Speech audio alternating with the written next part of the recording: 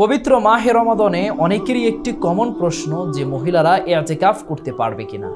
দেখুন, এই ব্যাপারে কথা বলার পূর্বেই আমি সহিহ মুসলিম থেকে একটি হাদিসকে এখানে অ্যাড করতে চাচ্ছি।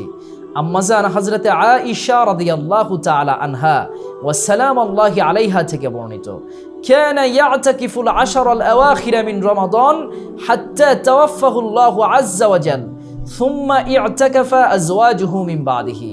আল্লাহর হাবিব সাল্লাল্লাহু আলাইহি ওয়া আলিহি ওয়াসাল্লাম রমাদানের শেষ দশকে ইতিকাফ করতেন, হাত্তা তাওয়াফাহুল্লাহু আযজা ওয়া জাল, এমনকি নবীজির ওয়াফাতের পূর্ব মুহূর্ত পর্যন্ত নবীজি এই ইতিকাফ করেছেন। সুম্মা ইতাকাফা আজওয়াজুহু মিন বাদিহি, আল্লাহর হাবিবের ওয়াফাতের পরে ওনার স্ত্রীগণ সহধর্মিণীগণ এই ইতিকাফ করেছেন। সুবহানাল্লাহ। তাই এই হাদিস থেকে প্রতীয়মান হয় যে মহিলারাও পবিত্র মাহে রমাদানে ইতিকাফ করতে পারবে, তবে সেক্ষেত্রে কিছু শর্ত সাপেক্ষ রয়েছে, সেইগুলোকে ফলো করে মহিলারা ইতিকাফ করতে হবে। এর ভিতরে অন্যতম একটি বিষয় হচ্ছে মহিলারা ঘরের ভিতরে বিশেষ কোনো কামরায় পর্দার সহিত তারা ইতিকাফ করবেন। ভালো থাকুন, সুস্থ থাকুন, ধন্যবাদ।